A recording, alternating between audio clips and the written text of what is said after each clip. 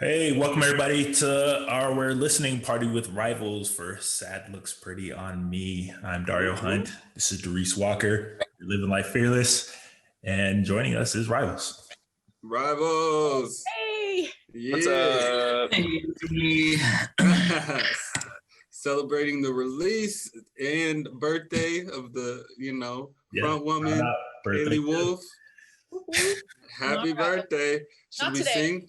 My birthday was fortunately on a Sunday, so I was like, you know what, let's Big weekend regardless. First Yes. of all, congratulations for you guys for dropping this very impressive album. Definitely. Thank you. Thank you. Lots of work on that. Wow. Just you guys did work. You guys did work. It's refreshing to hear music that sounds deeply considered, and it's not like microwave, like a lot of stuff that kind of just flows out these days. Yeah. That's awesome. Thank you, man. Yeah. Thank you very much. Put a lot of thought into it. Well, how long's it been in between projects? 3 years. So we released Years, the yeah. album in 2018, February of 2018. So it's literally been pretty much 3 years. 3 years and a month. Oh, boom. So was this like mostly recorded during COVID, or like was this recorded before, or was it like during the lockdown? Way before. Way before. Like, over the course of a very long period of time, we have this habit of like, I don't know, like sometimes it's easier to like get good songs when you have time in between them. Does that make sense? Like you have more time to process emotions, etc. So we write over a long period of time, but we also write a lot. And also, like we planned to release it.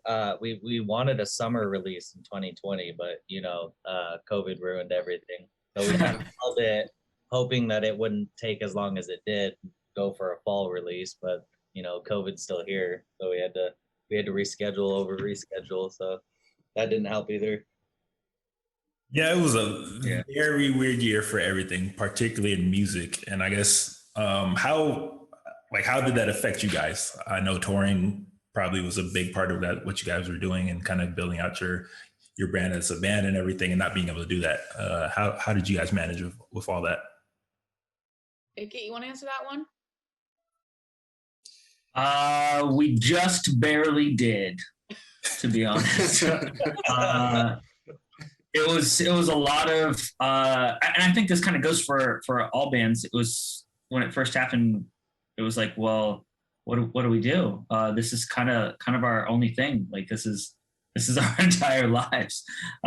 So then after that, and I think a lot of other bands picked this up as well. It was like, well, if we can't be out on the road, we've got to start pitching this in a new way. And I feel like especially towards the last 6 months of 2020 and all of 2021, it's really been this evolution of like, well, it's online stuff now, like you've got to pitch it in that way until we can get back out on the road. So it's been a lot of us like creating content and like doing a Patreon, and just kind of almost branding ourselves more, I almost want to say globally, for the sake of it's so much more easily accessible online to find people than it is in real life, Yeah.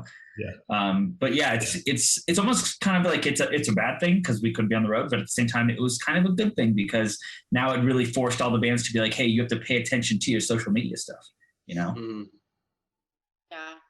for sure. I guess one good point of like coming out now is hopefully we're like kind of getting towards where you can start touring more and like getting out to concerts and shows a little bit at least towards the end of summer. And right around the time of this album release, hopefully you get that build up right into touring again. Yeah. Yeah, fingers crossed. We announced a little festival in September, but just hunting our butt cheeks to hope it doesn't get canceled. So yeah. I'm just hoping enough people are vaccinated by then. What? I said I hope there's enough people vaccinated by then that it's like it'll be plausible. Yeah. That's the question. Kind of, it's definitely kind of the question. Like, where are we going to be at? Is everybody going to buy in? So I guess kind of rewinding a bit. How did you guys form as a band? How would you guys kind of describe your music? and so on for people that aren't familiar with you?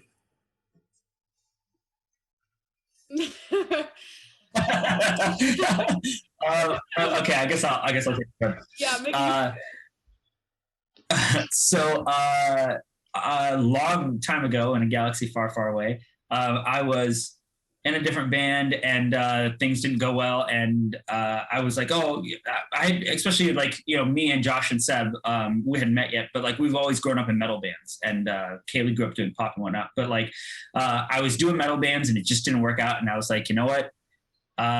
This is my last shot. I think I was 27 at the time. And I was like, I'm getting a little old to just do music. This is my last shot. I'll try something different. And coincidentally, Kaylee was a photographer on pretty much the only tour I had ever been on prior to us. And I heard her singing once in the van, and I was like, hey, like, would you like to sing for this thing? And I sent her a song, and she sent it back like an hour later, and we were like, I think this is the thing. Let's do it. So yeah, here we are. That's it. And boom, yeah. Boom.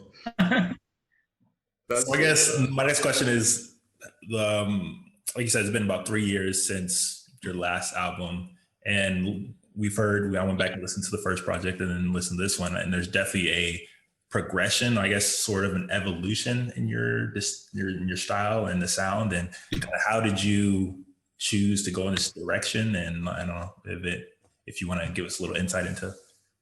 It wasn't really a choice.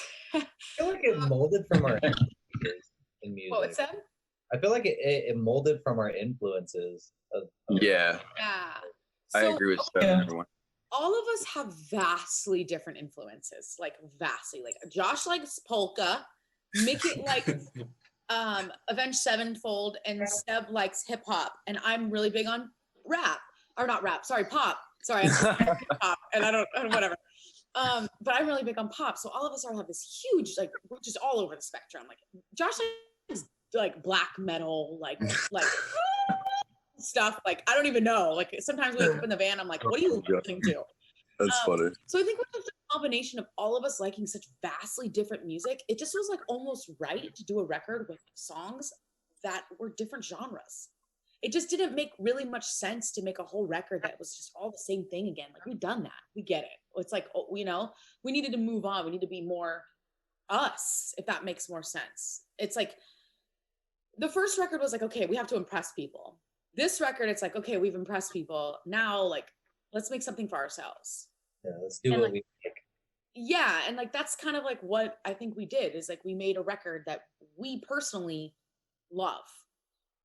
So definitely, I agree with that. Like for the first time, like I don't know, I just turned 35, and like this is the first time where I'm super stoked on everything that we've all put out, not just as a group collective together, but like we as individuals, as musicians, as artists have pushed ourselves and each other to make this record, and it's awesome.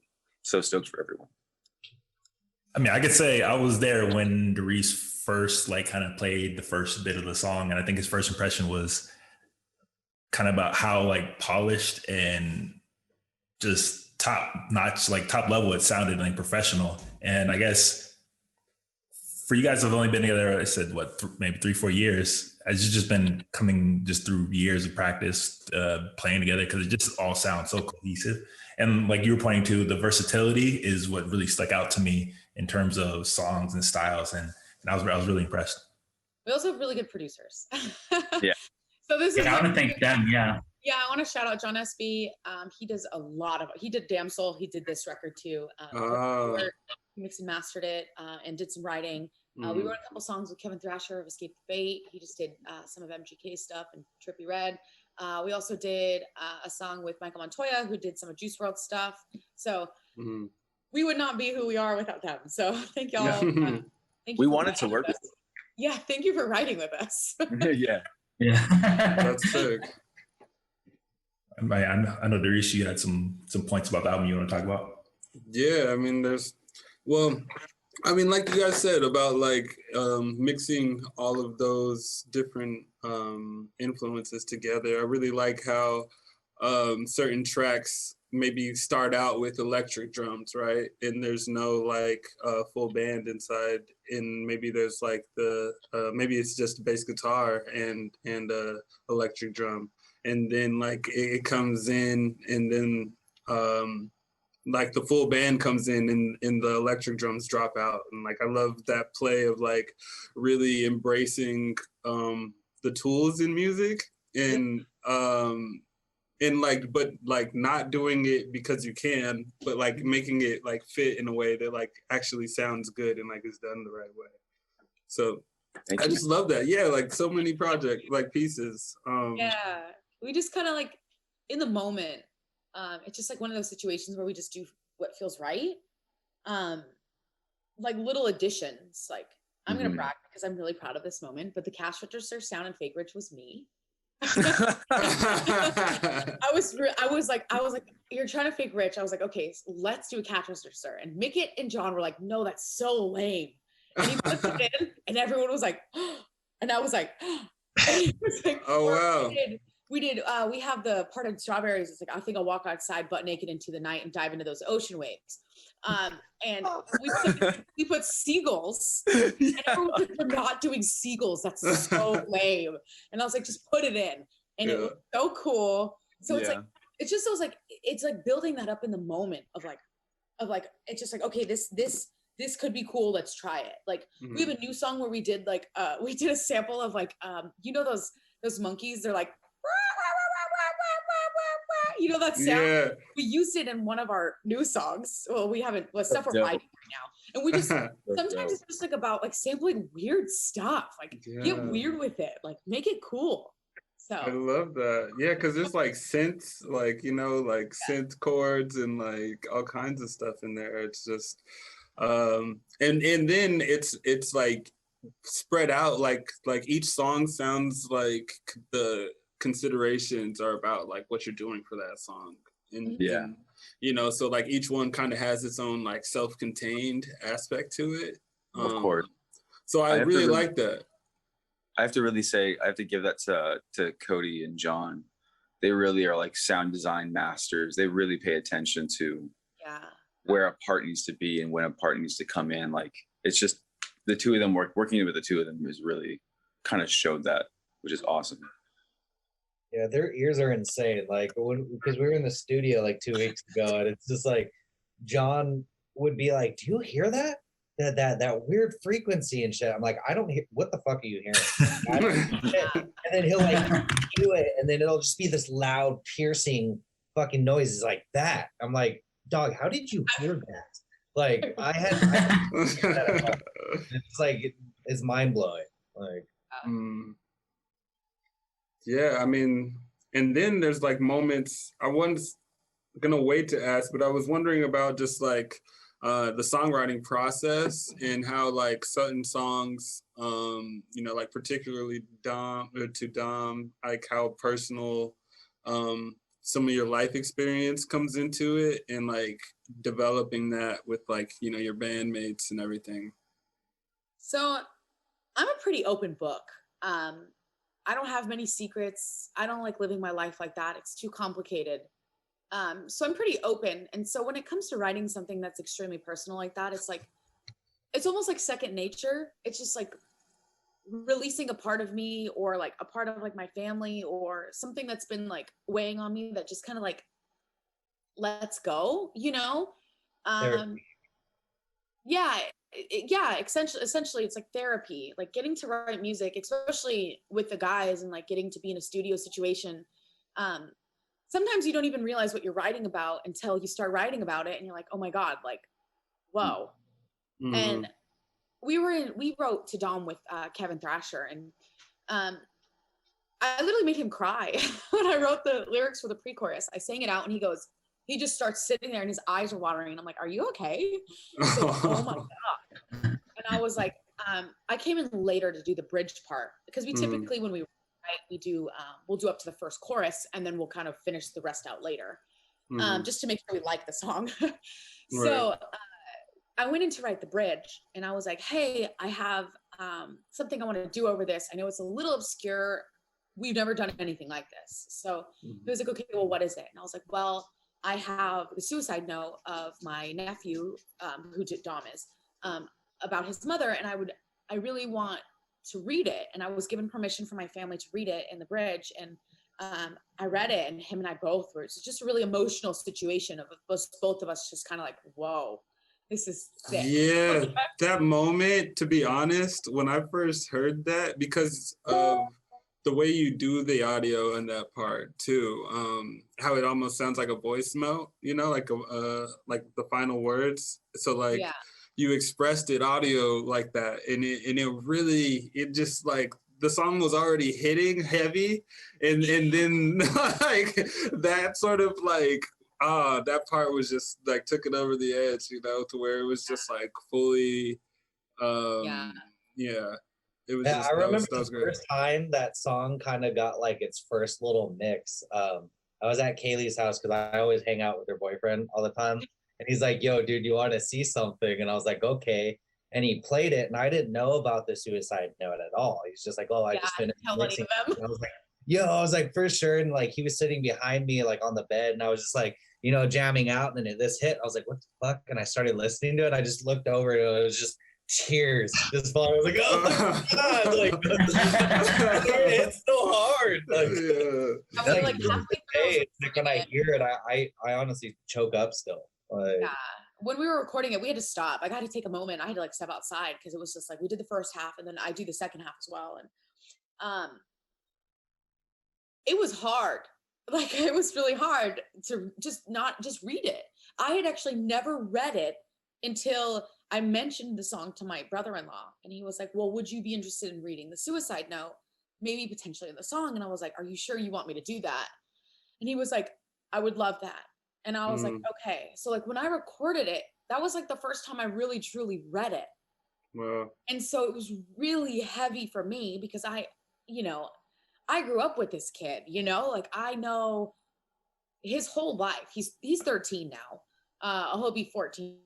Oh no, he's 13. I'm pushing his age. Okay. So I know his life story, and like I really wanted to get the point across, like, hey, like I know we're not technically blood, but you're my family, whether you like it or not at this point.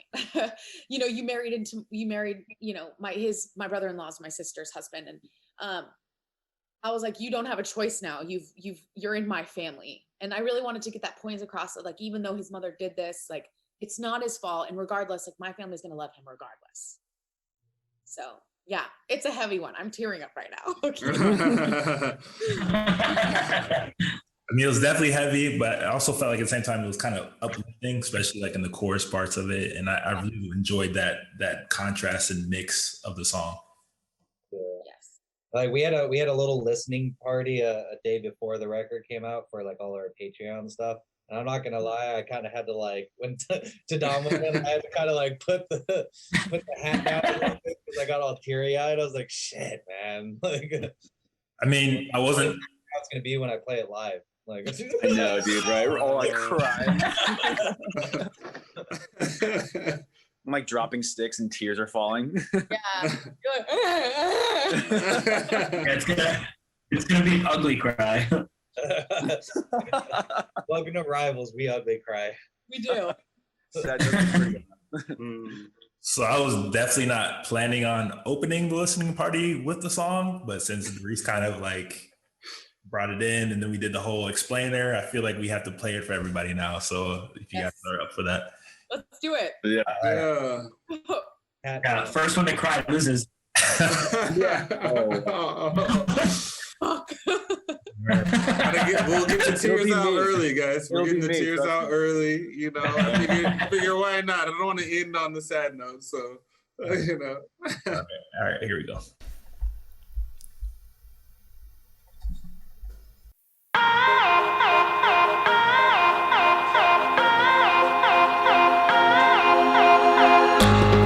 I wanna tell you a story, one that doesn't end well, about a boy and his lonely, and how his life went to hell. See, his mom wasn't holy, she took the easy way out.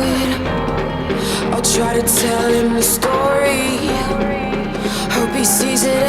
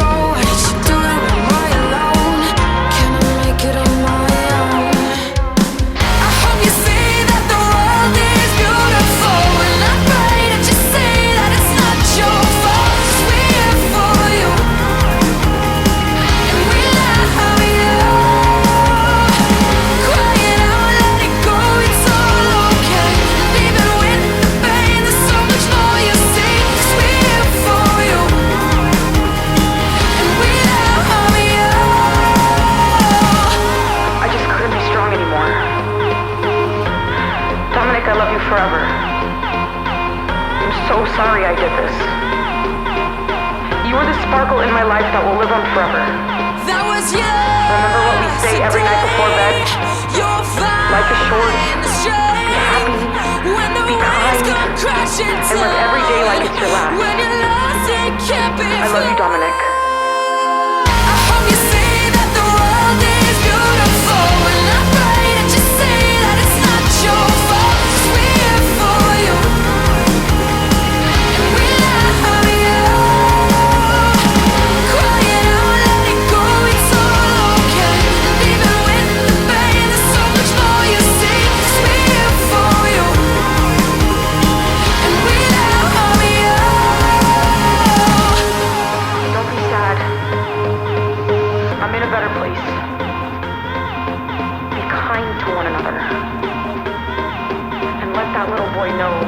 Mother loved him very much. Love, Megan.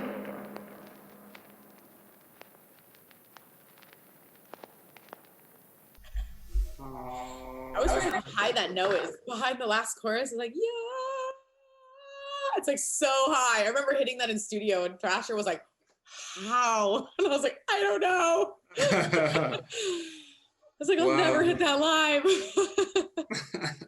Feel like I gotta go hug somebody right now. I know. Tell your kids you love them.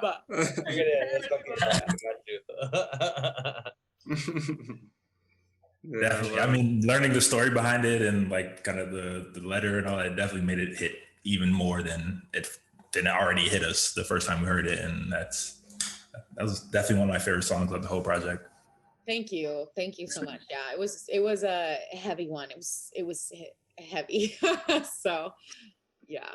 I enjoy, when songwriters can get personal and then still make it feel like relatable for everybody else who maybe not know the full kind of backstory for it. And I think you guys did that perfectly. Thank you. Thank you so much. Definitely.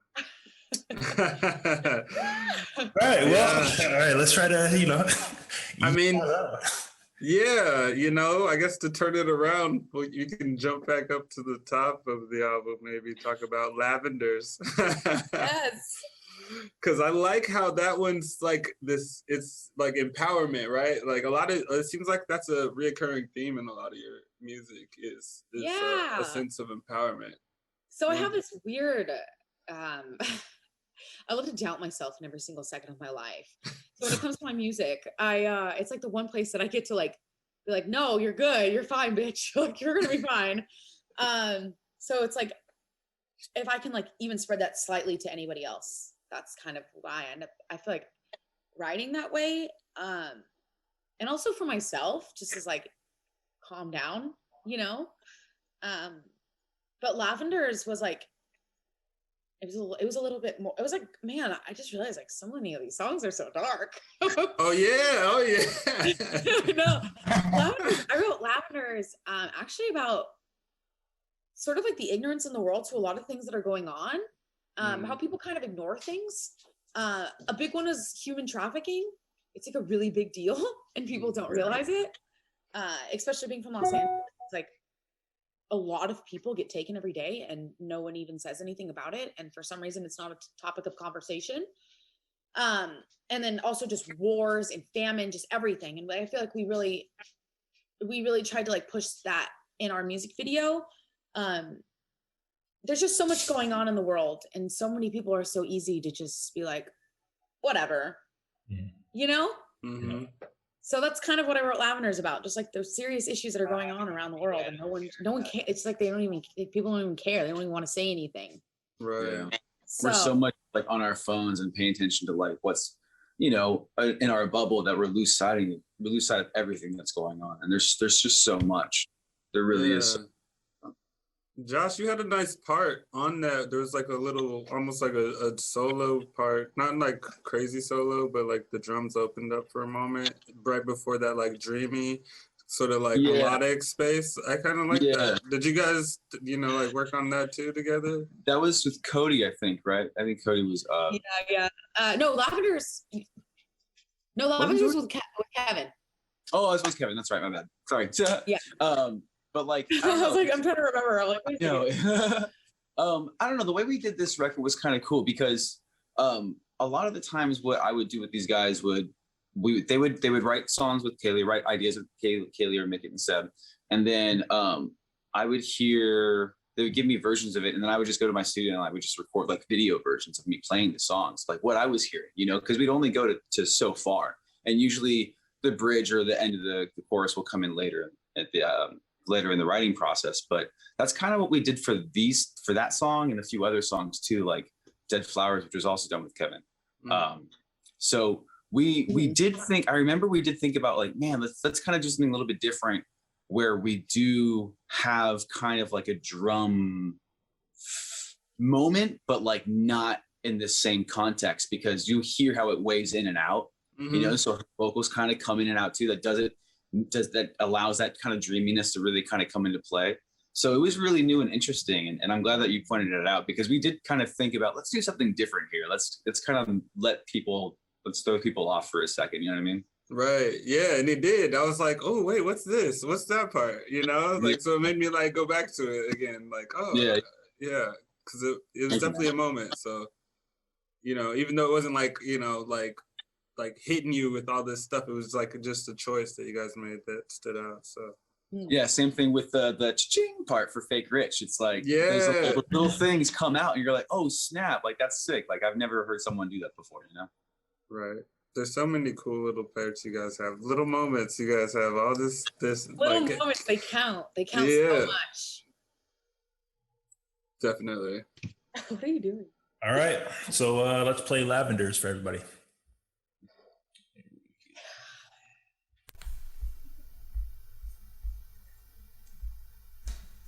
Cause all I smell lavenders as the love burns down around me. After all this time, you think my world came caving in, but that's not right. And I'm just fine. After all this time, you think my heart gave away, but I'm breathing fine. And I'm alright. Overdose on my own demons. What's the point of giving up again? Trying to fight it, so I keep on breathing. Will I even make this jump? Cause all I smell are lavenders as the world burns down around me. And all I smell are lavenders, ignore all this pain around me. Lavenders,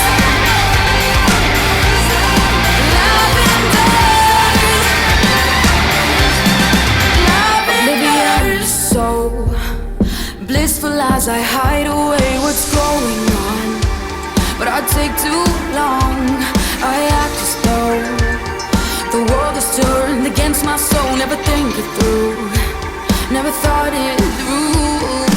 Overdose on my own demons. What's the point of giving up again? Trying to fight it, so I keep on breathing. Will I even make this jump? Cause all I smell are lavenders as the world burns down around me. And all I smell are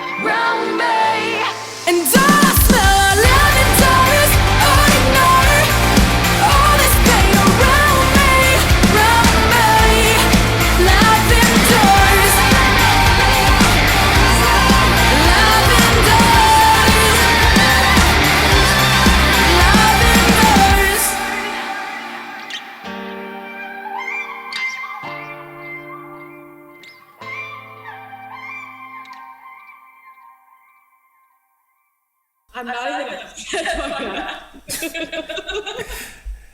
Yeah, I definitely saw that. Hey, it's a banger. Hey, it's a banger. I mean, he's got moves though.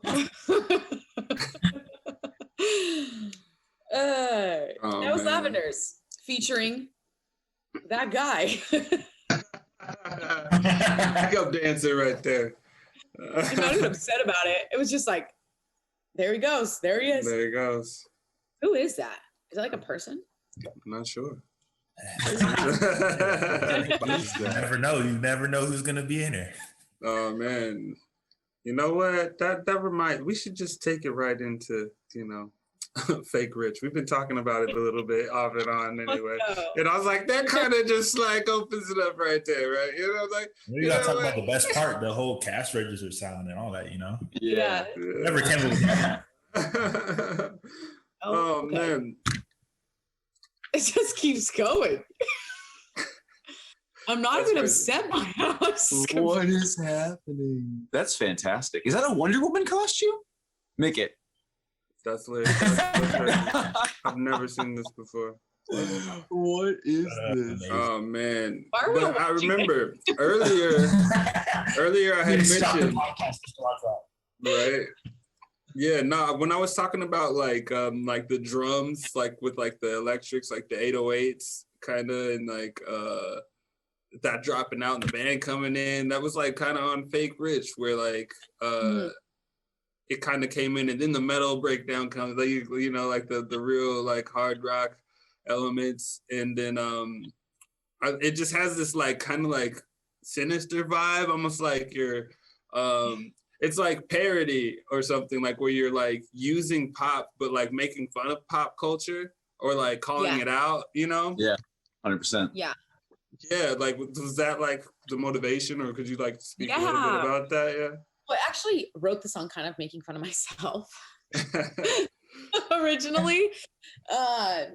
Just how like I'm from LA, I'm born and raised there. So like things and stuff and the way you look is everything. So I actually kind of wrote it as a way to make fun of myself, and later realized it actually has a lot to do with just in general, overall influencer culture. Mm-hmm. Just people, like all they care about is the way they look. Oh my God. Imperialism. Too far. That. I guess that was the red flag. How do we ban them? Oh, they're out. They're already gone. No worries. It just like influencer culture in general, and so it was like kind of like, yeah, I mean that's pretty much what it was about. I wrote a song making fun of myself that ended up being a lot more than I realized what it was about later. So yeah. I mean, like on a couple tracks on this album, for sure, I definitely kind of felt like it felt some like kind of hip hop influences, and this was definitely one of those tracks where I felt like you were kind of pulling a little bit from that part of music. Yeah, but not in like that realm. That stems from like the like hip hop and pop stuff comes a lot from like Seb and me, and then Cody is like he produces a lot of hip hop and rap and stuff. So it comes like a lot from that, like in general. Okay. Yeah. All right. Well, let's hear Fake Rich.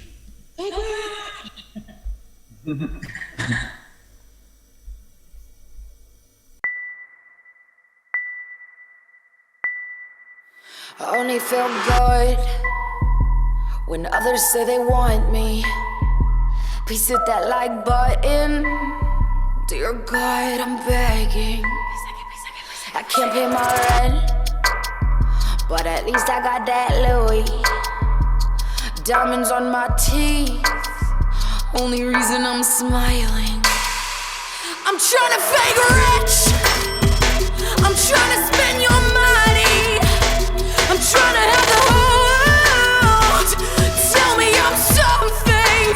Fake society, fake society.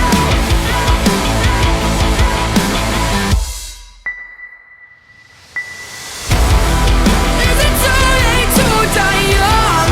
Got our hands on loaded guns. This world has made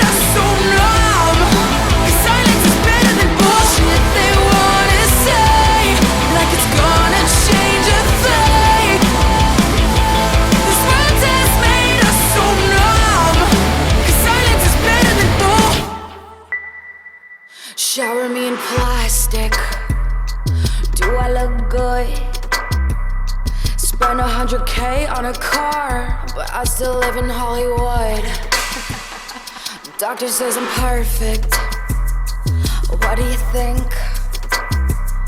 Cut me up in places so I don't feel a thing. I'm trying to fake rich.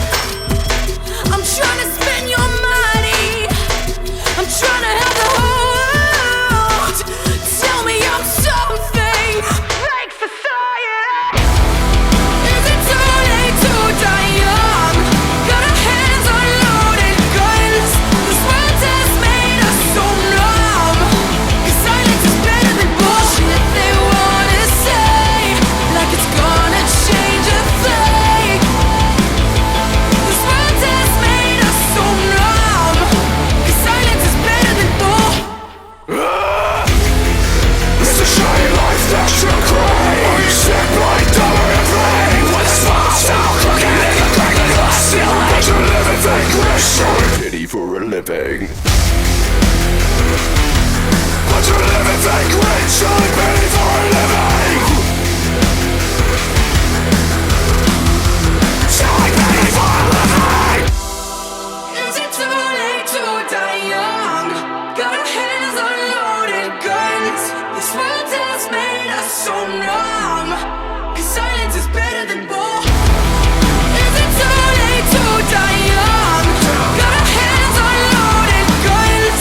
This world has made us so numb. 'Cause silence is better than bullshit they wanna say. Like it's gonna change a thing. This world has made us so numb. 'Cause silence is better than bull.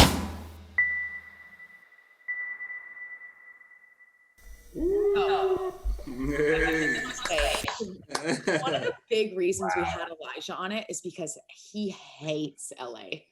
He hates LA. He hates it so much. And I was like, I couldn't imagine anyone else. And I sent him over the track with nothing on it.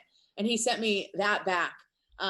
He's like selling pity for a living. And I was like, oh, that's it. I was like, that's what we needed. I was like, it's beautiful. The riff idea was made with that guitar. It's my stepdad's guitar. Oh, no. Shower, and I was just like, I had that idea and I was like, ooh, jumped out butt naked, just plugged it in. I was just like, hey guys, what do you think of this? The inspiration. That's so cool. Shower thoughts. Yeah, I mean that whole song is crazy. Like I love that song. And then especially like you said, Elijah's part where he's like living fake rich, selling pity for a living. I thought that was so cool. It was like so sick. When I got it back, I was like, bruh, he killed it. He definitely came in and put like the cap on it for sure at the end of everything. Like, Yeah. I can't wait like to hear this on stage in front of people. I think it's gonna be insane. Like, Oh my god, yeah. So even now, pretty dope showing people. It's pretty cool. Just showing people right now over streaming, like seeing everyone excited and seeing you guys excited. It's just, it's kind of cool. It's like a warm up, you know? Selling titty for a living. Yeah. Yes. Oh, fuck, I love it. I think me and Doris's favorite track on probably the whole tape so far is Alkaline. And yes. Thank you. Crazy how much Nice. feedback that song's been getting. Like I know it was always good, but like every time someone talked about the album, they're like, dude, Alkaline fucking slaps. Yeah. Like, It's a crazy. I had to rewind it a couple of times. I'm like, hold on, did I just like that whole section right here? All right, now I gotta Okay, go. after the second verse, that little Yeah. spot before in the second chorus, tell me that threw you off. It did. It did. Well, like the second half, like I mean, the way the beat builds up, and then like I don't know, even you add more vocal layers starting at like the half point where there's just like more moments, and it just feels like it keeps getting bigger. You know, so like it's just like by the time you get to the end, you're just getting hit with this like fucking amazing, just like melody of. The drums are absolutely fucking insane on this song. So Thank you, man. Yeah. insane. Thank you. And there's like the guitar riffs at the end too, like Body this front to back. Thank you. Yeah, make it those riffs. I like because this is like I was just like little bits of it, just hitting you like it was clean. You guys did that. You guys did that. I don't know if you guys want to tell us a little bit maybe how you guys came up with the song and. Yeah. So Alkaline was we originally started, it was me, Make It, John, and Cody in the studio together. Seb, were you there for the start of Alkaline? Who was that? Yeah, I want to say we were all there for the start of Alkaline. Mm-hmm. It was like one of the rare occasions we started a song all together. Mm-hmm. And I originally, so like the first couple, like after releasing Damn Soul, it was about a year or so after releasing Damn Soul, and I started having, as usual in myself, all these doubts, just like, oh my God, like it didn't go, we're not playing stadiums, like what, which is like so unrealistic, but it's me and I like to dream big. And so I had like these moments of like, everyone's like, you're fine, you're doing okay, you're fine. And I was like, I'm not fine. I'm not okay. So that's like where the first line, they swore that I'd be fine, but nothing feels right. And like, it just was like this moment that just like slapped. And like, we originally wrote the song over the full chorus. Over the full chorus. And Cody was like, we should drop the chorus out on the first part. And I was like, let's do it. And that's how it started. So, yeah. Yeah, no, because when you did that, I was like, there was like a different drop. Like there's this anticipation, and then he was like, oh, wait a minute. Yeah. Okay. Built it up to drop it out. Yeah, I love that though. Like, just to snap you right back in really hard. Like that was sick. Yes. That was the plan. It worked. Yeah. So let's get to it.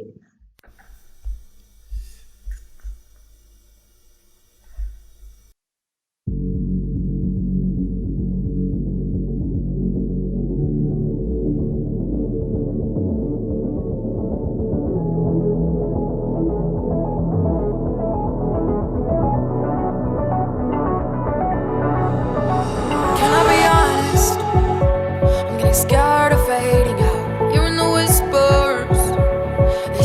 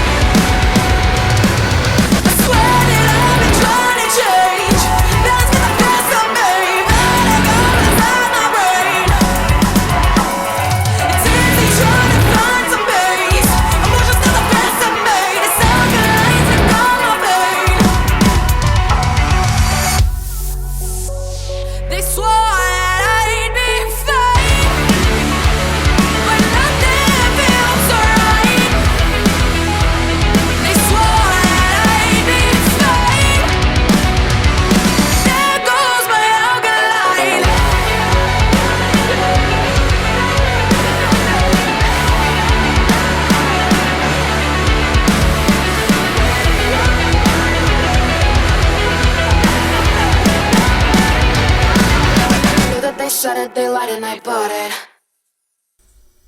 Yeah. Ooh, fire. I can't wait to play that one live. Certified slapper. I Certified. can't wait to play that one live. That one's gonna go hard. Like, I love the whole thing, but you also got to say your drums are absolutely filthy on that song. I just want to show, somebody just sent me this. Thank you, man. Appreciate that. Oh wow! You got looks it on the mic. fire. Me too. You got a fan tattoo already. That's crazy. So Dang. sick. Actually, That's that's so a quick. good. You guys just dropped yesterday. Like people. Yeah, like you had no time. Let's go. How did they plan that so Yeah. fast? Like, That's crazy. Wait, what did she They're get? listening to it, just like driving to like Popeyes or something, and they see the tattoo place. They look like- at the radio and they're like, "Fuck it." yeah. You know what? Speaking of fans, I have a question about like certain like fan love. You know, like Sure. as a band, you've like done covers of like 21 Pilots. That's an amazing cover you guys Yeah. did. But I've seen other people do covers of your songs. Have you seen their covers of your work What? before? No. I've seen a few of them. No. Yeah. This What's one, that feel like? This one cover, it was a fake Rich, but he's walking around in In a onesie. Yeah. Yeah. That was the best one. Small backpack, and I was like, "This, no one can make a better fucking cover. No one at all. No. Like, this is it." Like, And there was the drum covers too have come out pretty cool too. That the one Yeah, gentleman. there's been yeah, quite a few I've seen drum those. covers. It's a weird feeling because like covering someone else's music, I'm like, oh, I'm covering this because it's like a big song and I like it and I want to cover it. So it's like the fact that people are like thinking the same way is like so crazy to me. Like you really think that we're cool enough to like cover our music? Like, cool. Like, no, oh, Definitely. thank you. You know. Yeah. And then now a tattoo. Yeah, right? Tattoos Level are right there. crazy. That's next level right there. this Legendary. guy was like, "What should I spend my stimmy on?" Cool. We Wait, Kelly, can you hold up again? Can I see that real quick? the tattoo? Yeah, I didn't see it. Oh, hold on. I gotta cover the nippy. There's a nippy in it. Oh. And nippy in it. It's got hair on it. Wait. That's so cool. Wow. All right, that's tight. It's like on That's- this like right here. Yeah. That's So cool. sick. Not even what, Like- one day in? Not even one day in, and we already got the first tattoo on. It's crazy. That's I just awesome. like, I don't know. It's like such a weird feeling that people enjoy our music so much that they're willing to get a tattoo. That's so cool to me. For real. Well, off of that song, I kind of wanted to lead into a song where like the beginning kind of seems like Sebastian, you're doing a lot with the just like the bass and Are You Listening? It kind of like What song? My stepdad started vacuuming his car right now, and all I just heard is. Like, wait, what? Perfect moment. Are you listening? No, I'm just the song. Yeah. I know, it's so funny. It was like perfect because that's actually the song. I was like, yeah, are you listening? And then you were like, what? No. But it seemed like with that song, it seems like all bass until like the chorus and the guitar kind of crash in.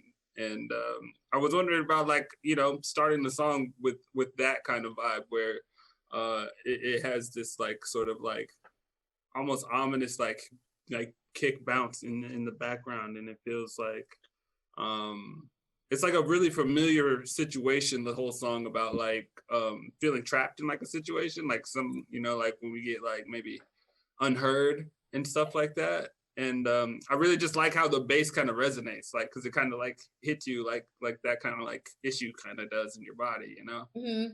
Are You Listening? Is Broken Home. Okay. All right. Yeah, actually, that was the one song that I didn't really write on. I thought we were. Yes, you talking did. about- Did Yeah, I? you did. Yeah, what are you Yes, you talking about? See, I really remember what I ate yesterday, let alone like what I wrote on it. Yes, you did. Yes, he did. He wrote that whole bass riff. He wrote it himself. Yeah, Okay, that was the one. Why is when that you write so like funny 100 to me? songs, you kind Wait, of we wrote that at your Yeah, mom's we literally wrote over 100 different instrumentals for Yeah. this. Oh. So like sometimes a lot of them just get lost. Like whenever we're doing like splits and stuff, it just gets lost. We're like, who did That was what? the one I Oh. when all of us went to your mom's house and we wrote, right? I think. Or it might have been upstairs in John's place Oh, too. you came, no, you came over to my house in Van Nuys and you recorded it later. Yeah. Yeah, that sounds all right. Yeah. That one's Like we recorded so many random. This song's called "Are You Listening?" Oh man. All right, well, That song's great though. We were stoked get about that into song it when we and- first heard it. We'll figure it out later. We'll circle back.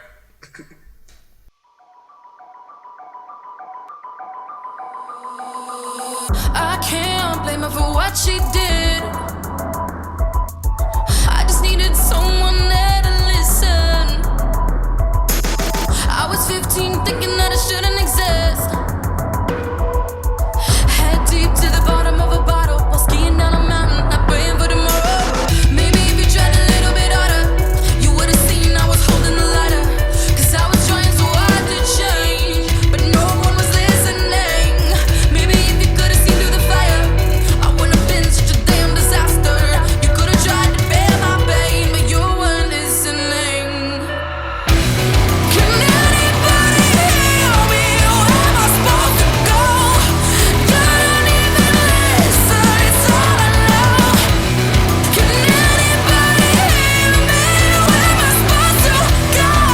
I live in this broken hole. I don't blame you for the things I did. Didn't I know that these habits were gonna be consistent? I'm just lucky that I'm not dead. Eyes closed while I'm breathing in the ocean. I'm choking on these verses, drowning in emotion. Maybe if you tried a little bit harder, you would have seen I was holding the lighter. 'Cause I was trying so hard to change, but no one was listening. Maybe if you could have seen through the fire, I wouldn't have been such a damn disaster. You could have tried to bear my pain, but you weren't listening. Can anybody hear me? Where am I supposed to go? You don't even listen, it's all I know. Can anybody hear me? Where am I supposed to go? I live in this broken hole. How many times do I have to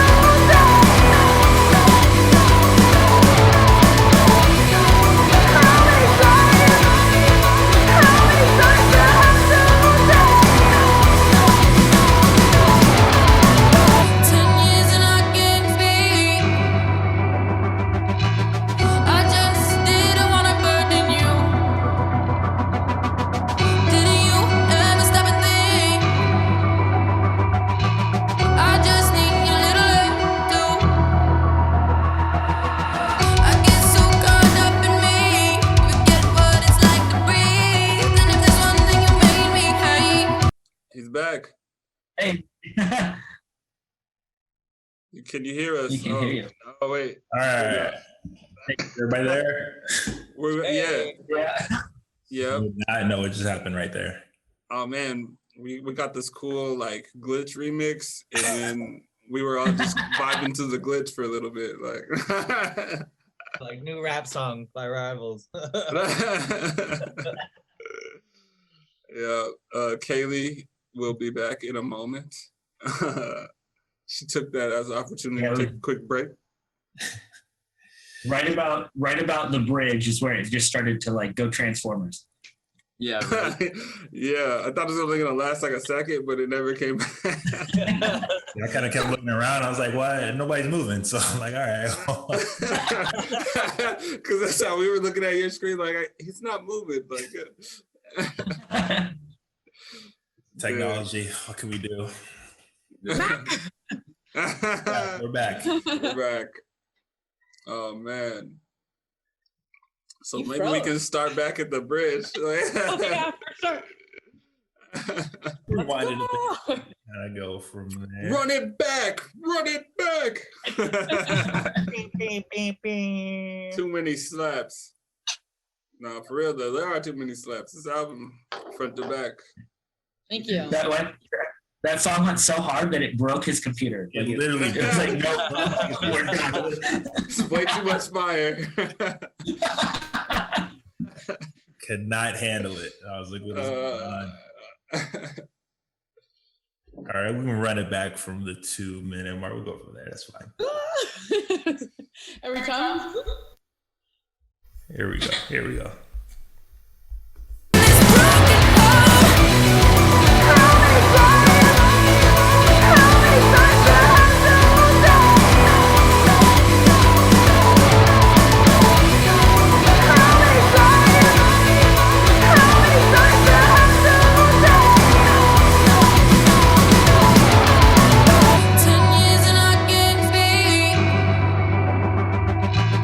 I just didn't wanna burden you.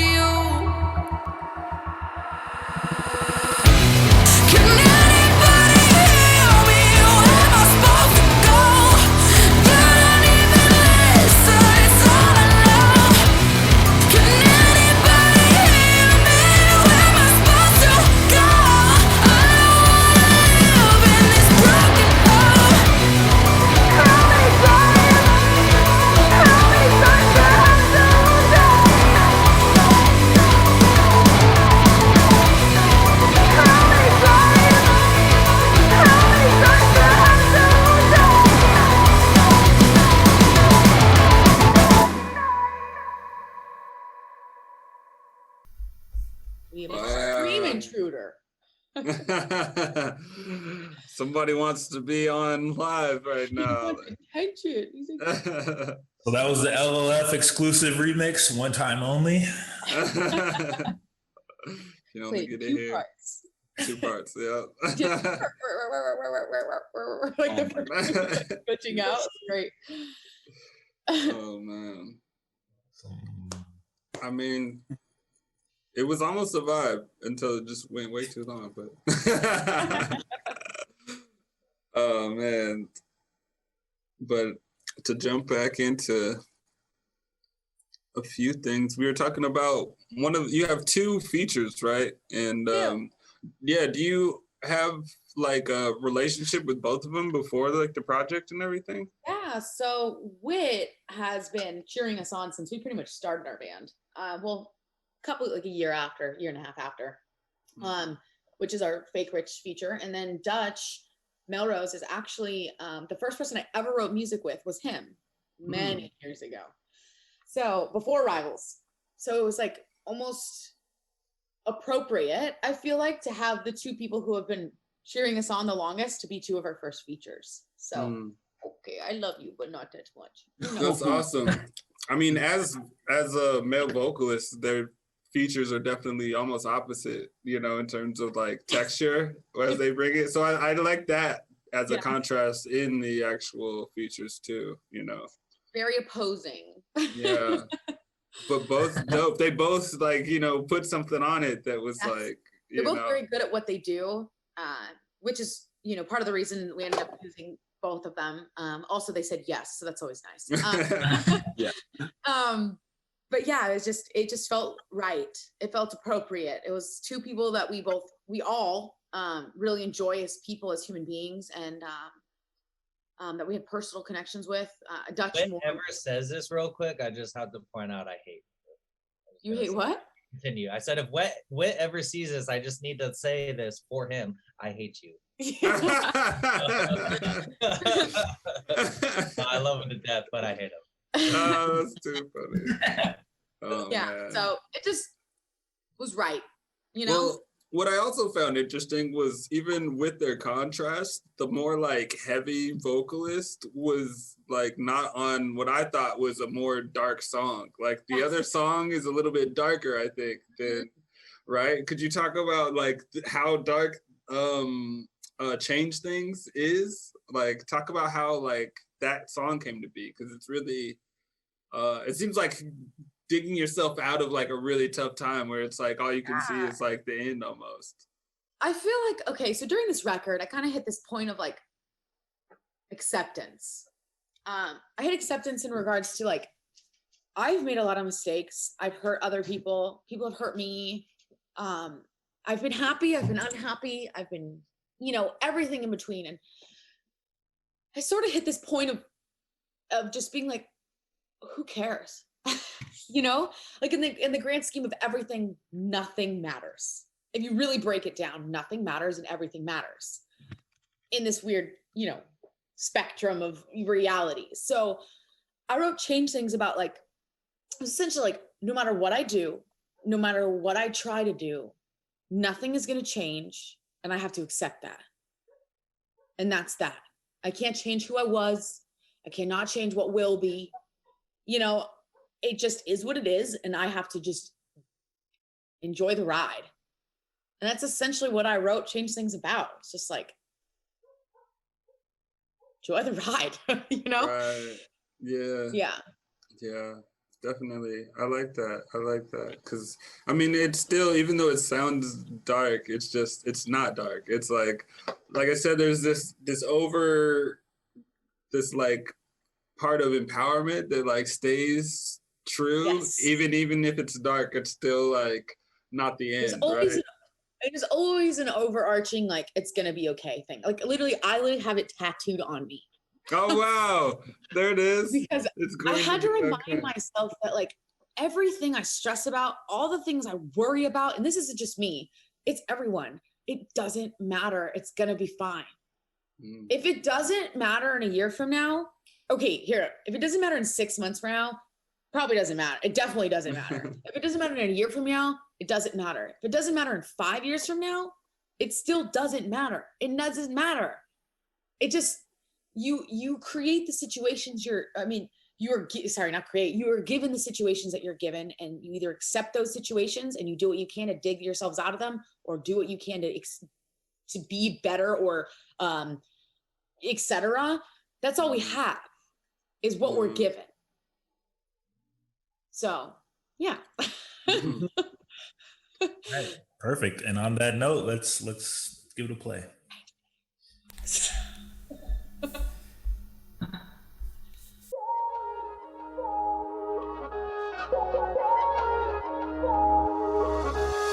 Tried to find hope and happiness. At some point I lost my plans. Think I faded in this process, and the reaper is my only friend. Trying to find my way home, sitting pretty on my tombstone. Smile wide, got close with the graveyard. Trying to find where to start, 'cause I'm casket side. Can't seem to change things. Wearing white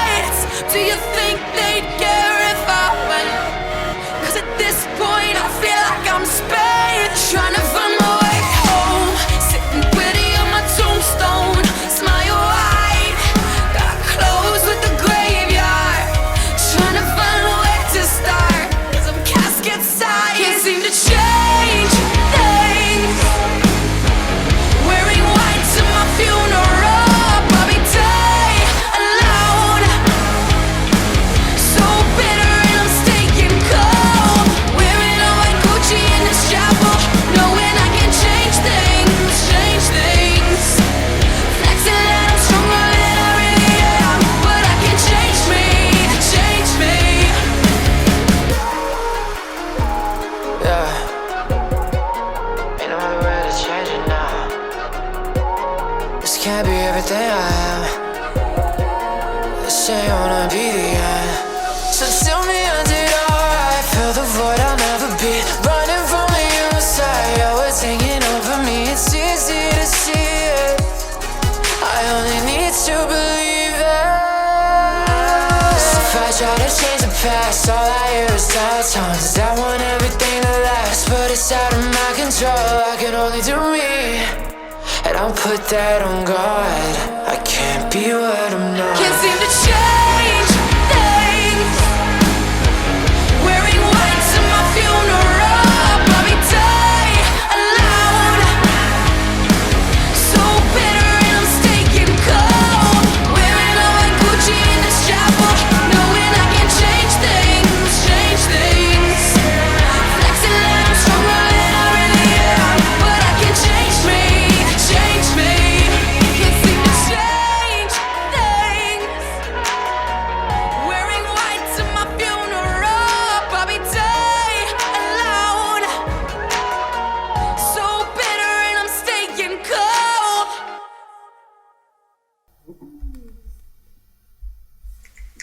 Yay. Dope.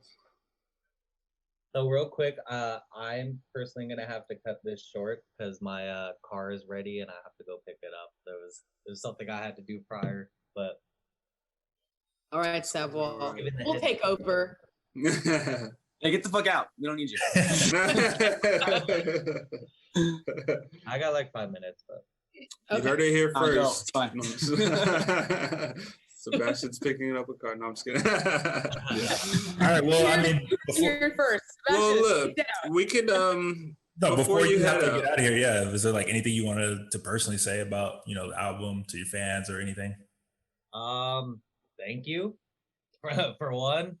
It means like more than you could imagine to all of us. Like we've put blood, sweat, tears, especially into this album, and it means so much getting, you know, all the great feedback from you guys and all the positive reinforcement, because we had some doubts with it, but it's turning out to be all good. Thank you. Definitely. When you said blood, sweat, and tears, I immediately thought of us all putting our blood, sweat, and tears into a cup. And I was like, ugh. We did do that. We did do that. So I was like, ooh. We all did that. Don't Ritual worry. status, just Yeah, we all took a shot afterwards. It was great. We're all the Illuminati. We're just like, yes. we are blood brothers and sisters.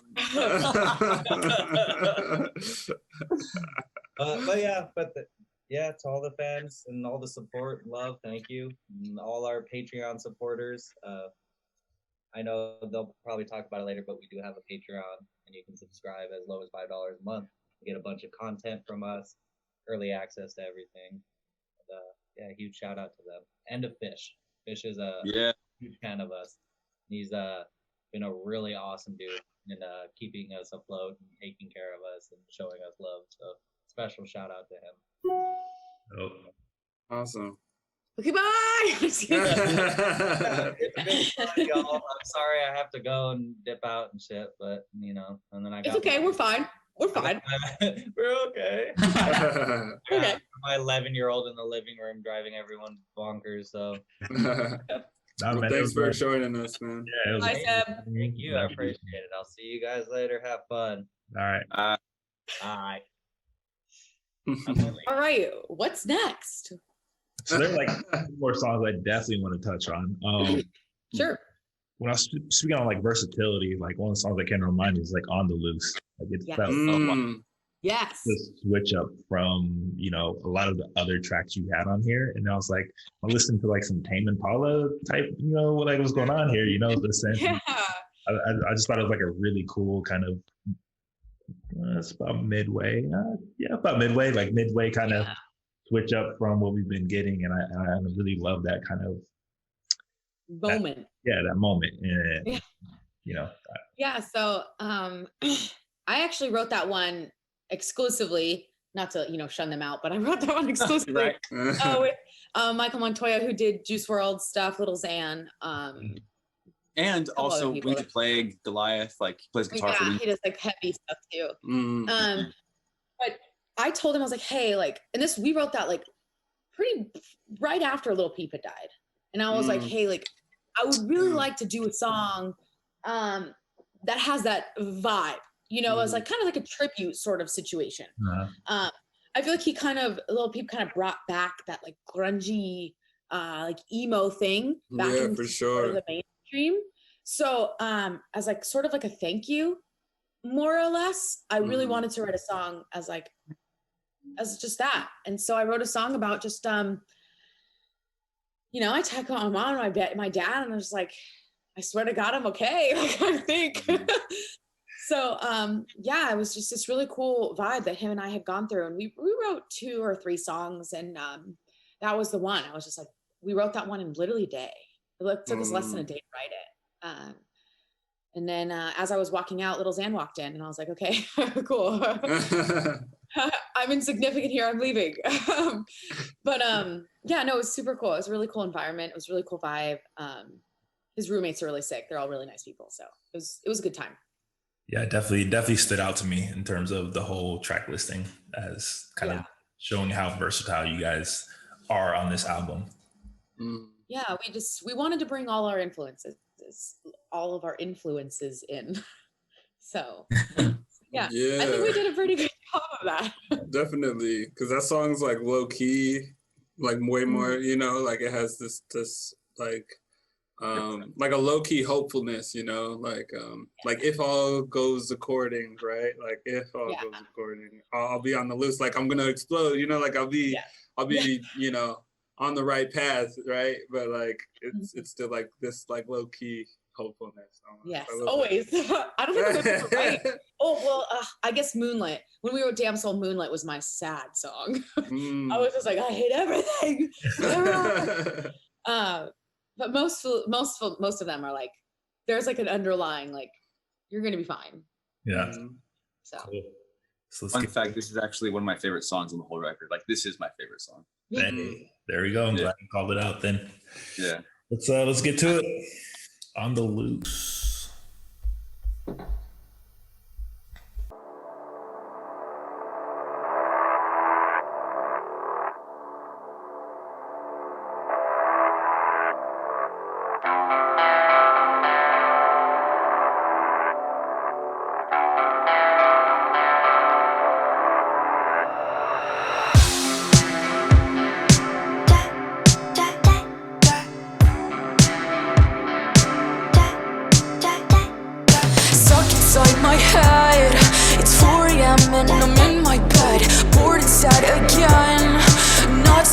By the sleepless night, stuck at 24, but my mind ain't sure if I'm gonna make a night that feels alright. I asked my mom, am I gonna make it? Am I gonna make it? Am I gonna make it? 'Cause I know it's temporary. I've lost me.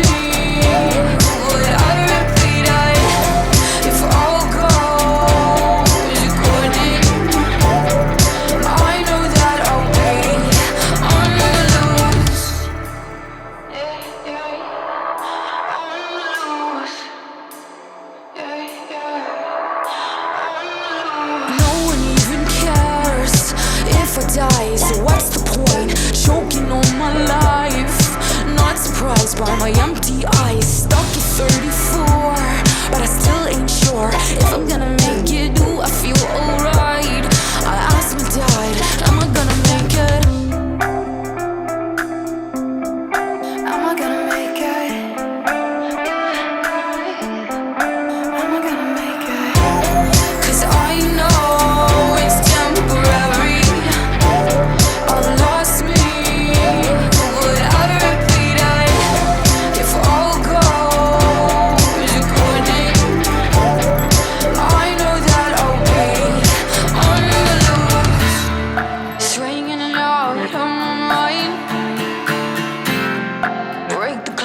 It's all just a waste of time.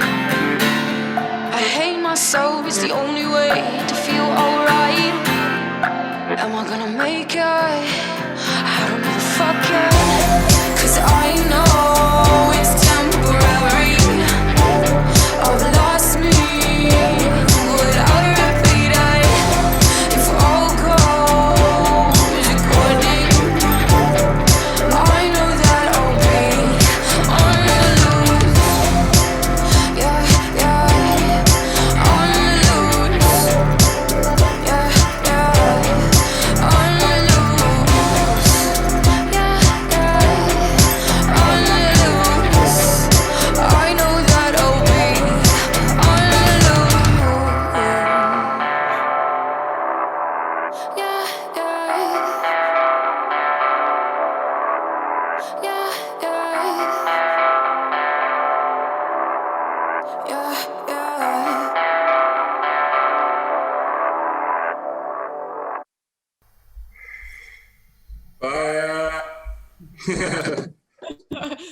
sound. Wow. Oh. I like that little like I don't know where you guys like got that, but I really like that part. Yeah. It's actually just one of my vocals. Oh, really? That's awesome. Yeah. Oh, that's dope. Was there Yeah. there was acoustic guitar on that too? think Yeah. so. In the spot? Oh. Yeah. There was like a moment, it There was sounded definitely a like. moment in there. Yeah. One of Yeah, in the bridge, yeah. One of the best things about Montoya is that he's very good about layering a lot of instruments over each other. And I think that kind of comes from his metal background, you know, with him. Sorry.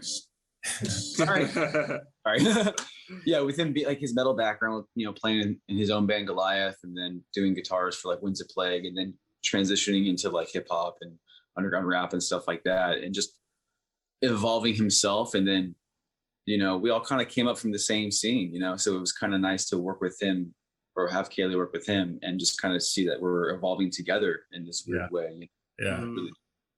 Man, I like that song a lot. It's definitely one of the standouts for me out the whole thing. Thank you. I think next song is one that's definitely been getting buzz from responses from people that follow us. Strawberries, which we also help to promote. Obviously, you guys are talking about strawberries, right? Yes. Have to. So I don't know. If you guys tell us how this song came about, kind of inspiration behind it, and whatnot. Nick, let's start about the instrumental. Okay. Okay, so this was the song that, the beat and the chorus, this was a song that like vaguely a long time ago, I think it was Josh who was saying like, oh, it'd be really cool if we could do like a Latin beat somewhere. And I was like, that's not really our thing, but okay, whatever. And then later on, I don't even know what I was listening to. And I was like, yo, I kind of like that Latin beat that's going on there. So I went in to our producer, John, and I was like, yo, we're building it around this beat. Doesn't matter what else happens. This has got to happen. So on the chorus, it's got that it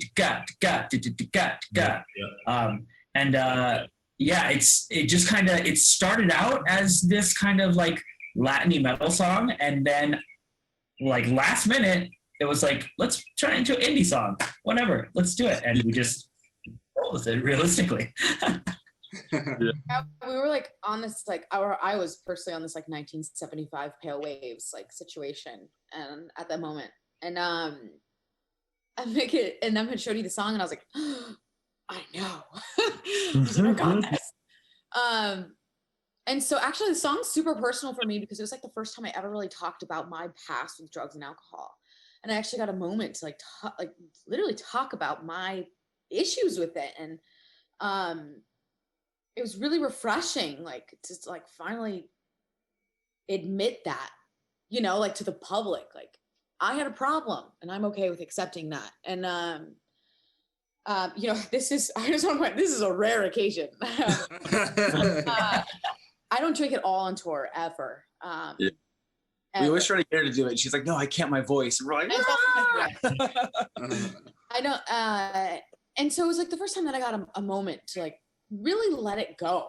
I feel like this is a whole record was about me letting shit go. Finally, I'll be 27 years old tomorrow. I'm an adult, I have to pay taxes, bills. And I feel like you just hit this point where it's like, it doesn't matter. I know it sounds like I keep saying that, but it's so true. Like the grand scheme, like nothing matters. So it's like, why bother? Why not just live how you want to live and be who you want to be? Who cares? Mm-hmm. So Strawberries was that moment for me. I finally got to talk about it. And then we were talking about filming a music video for it. And Mickett, the guy who doesn't drink or do anything, was like, we should take strawberries like they're drugs. And I was like, let's do it. So that's how we ended up with that music video. That was by far the most fun we've ever had. Because that was the first time we came back together again. We had Bender out. And we just like, our personalities really show in that movie. That was the first video that we really showed who we were. It wasn't all serious, like, look at us. Ooh, yeah. The first moment we were just being dorks and like just being our nerdy ass selves. And so, yeah, it was probably, it's my personal favorite on the record. So I keep saying these are my favorites, so I don't really know which one to choose, but I'm like liking them all. And one more for the next, so Right. let's hear it. let's get to Go. it. I want to hear it. Let's get to it. I got some strawberries with off today. Yeah.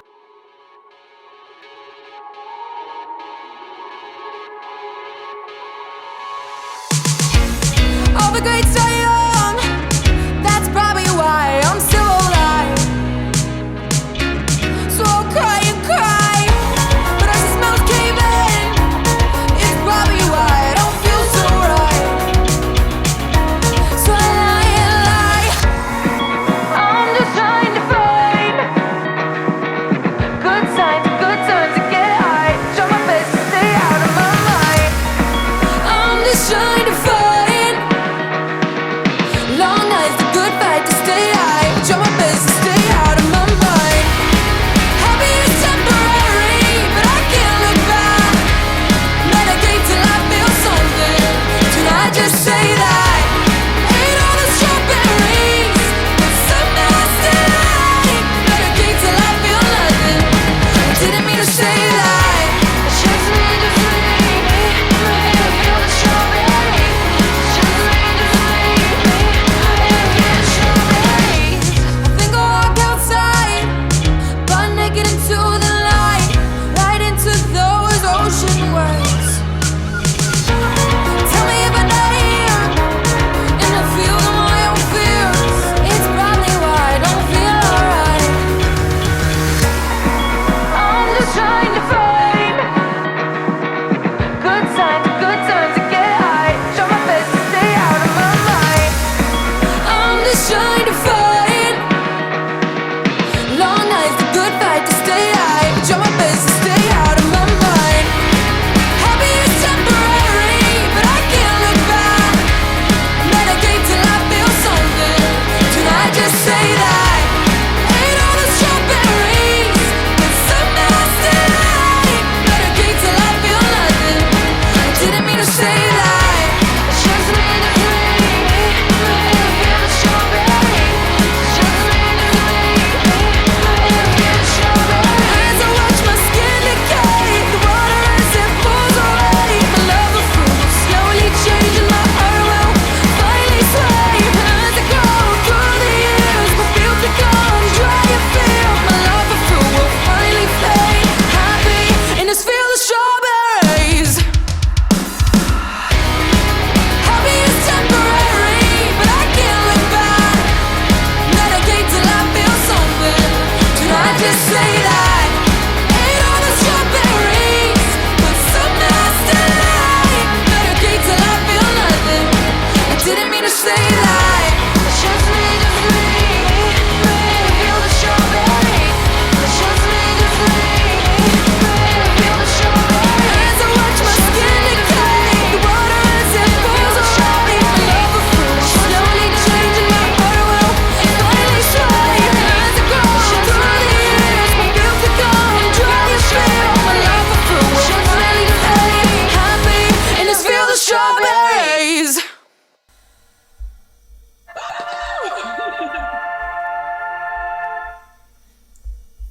Yeah, I just want to say I'm super glad that people are confident enough to jump on camera with us. Like whenever we do stuff like this, I love seeing other people's faces and reactions and stuff. Yes. It's awesome. It makes Hi, me guys. feel more real. For sure. I'm so used to being on the road where I get to see people all the time and like talk with them and talk too much, and then my band gets mad at me because I lose my voice because I have no control. But it's nice to talk to people, have like conversations and see faces. Like really, I've like lacked on that. I'm so used to seeing like 100 faces a night. I see like none now, so it's so sad. So this is nice. And I know, like you said, you guys been kind of holding on to this album for such a long time. I know you guys have been really like anxious to kind of get a wider, wider feel of what you've been working on for so long, to like see what people actually think about it, Yeah, no, definitely. It's been crazy positive. A little shocking. Honestly, that was one of the things that I texted the guys I think it was this morning. And I was like, we haven't had a single bad comment. Not one. And I was like, I don't even think this is possible. Like, somebody say something. Tell me I'm fat. Something. Like, I need something. I need one thing.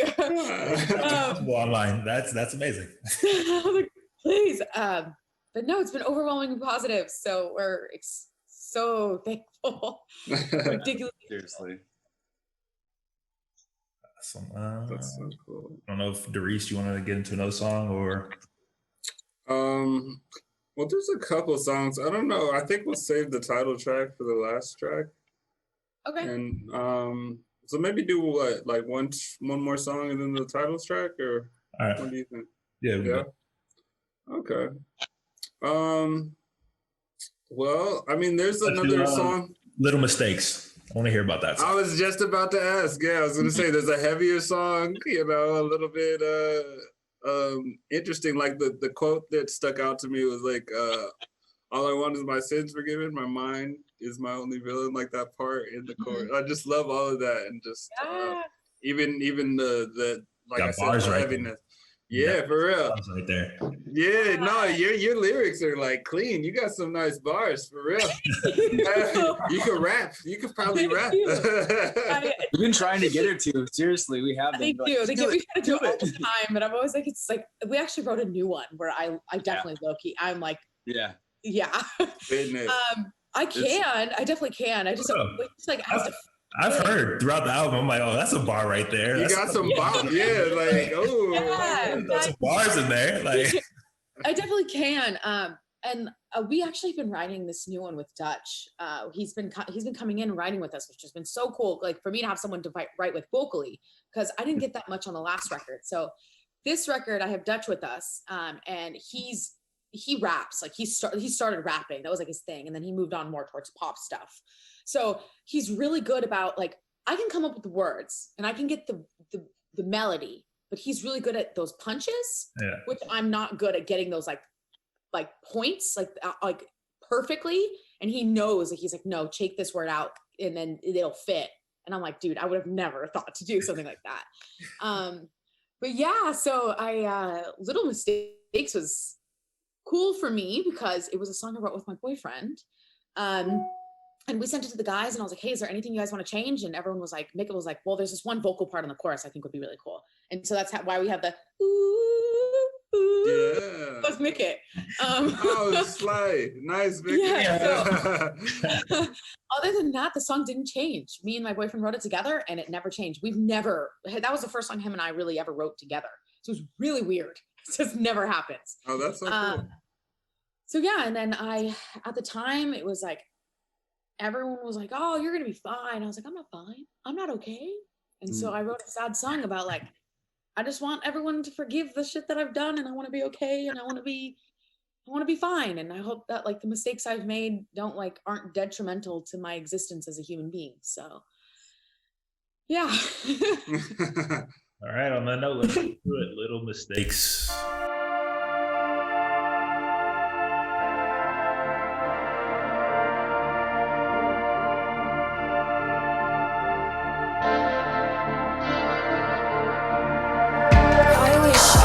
Wasn't scared of everyone and everything around me.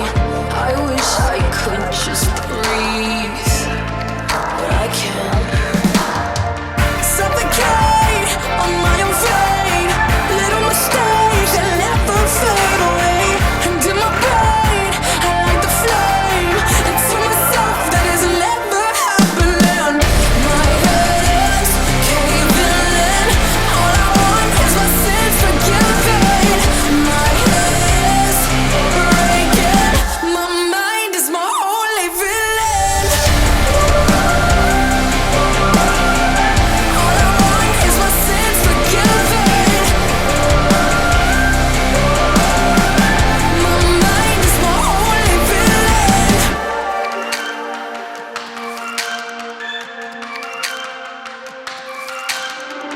Every word I've ever spoke is all a lie.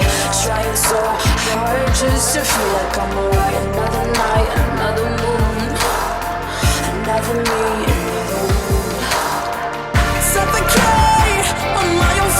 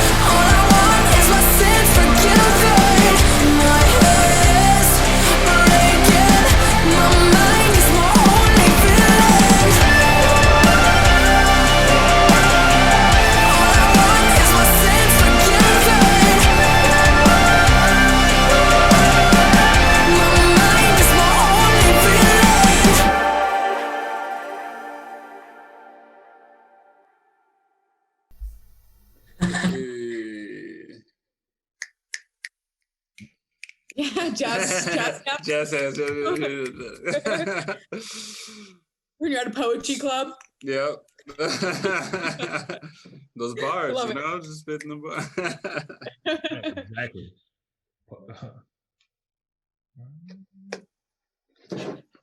Haley, let's just start your rap career today. No. I like We'll rock. be your rap name. All right, go I ahead, like- kick a freestyle. No, just I'm gonna be honest. Wait, Mickett knows. Anytime I try freestyling, I just end up talking about dicks the whole time because it's like so I prefer not to. We need to hear this freestyle. We already had one dick set, so yeah, we already had I don't want to get cameo. down in this video on YouTube. Oh man. The title track. Sad looking. yeah. Let's do it. Story behind this one. Yeah. So Sad Looks Pretty on Me. I was at a bar with a friend of mine, Adrian from Assumingly Survive, if you know who they are. And I was going through a really rough time at the moment, and I was sitting there, and I was just sitting there. Everyone else was drinking. I wasn't drinking.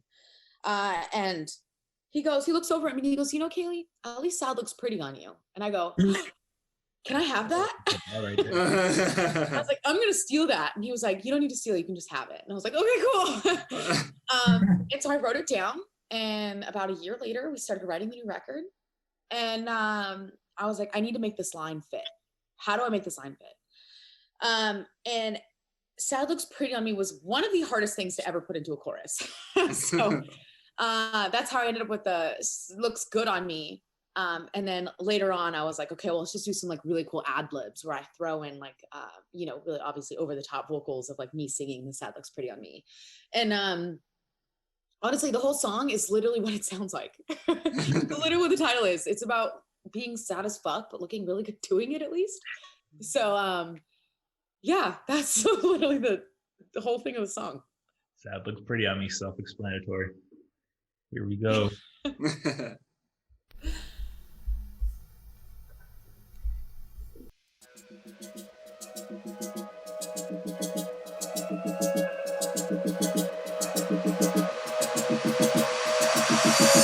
Glass walls will never hide the truth. Fake smiles on a way so loose. If everyone could see me slip, I don't think I would ever fit. Clarity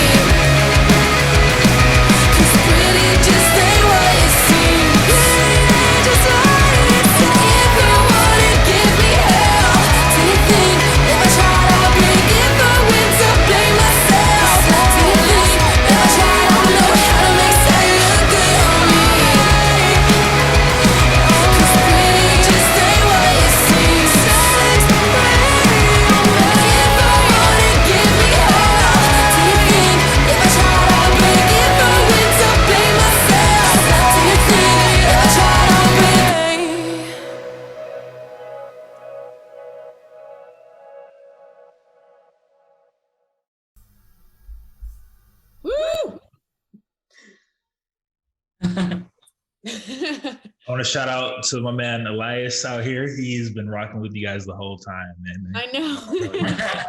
I love to see it, man. I love to see it. Definitely. So I want to ask y'all a question. Yep. What's your favorite song? Ooh.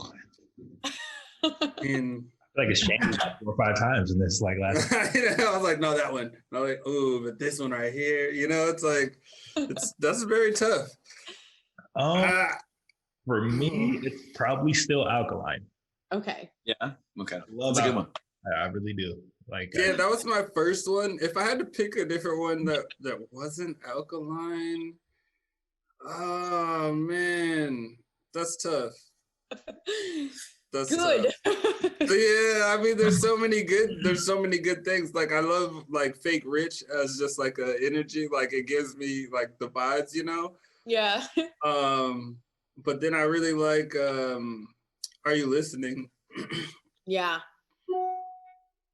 So I think those would be like some of my favorites. Okay. Yeah, I'm just like when you get something, you guys. Yeah, really got yeah, you got me. No, I just read too dumb and I got choked up a little bit, but to be honest, I mean that song I really love just for its honesty. I think that's like such an honest song that I love it just for it existing. It's like a representation of a situation in life that's difficult. So yes, for sure. I mean, yeah. Darius, I didn't really hear you pick a song though. Huh? I didn't really hear you pick a song though. Like you kind of copped out. That's how you feel. That's how you feel. I'm the one who told. Nah, you. All right. I mean, I have to stick with my first choice, right? Alkaline was my first choice. Then go with Alkaline. I mean, Yeah, get it.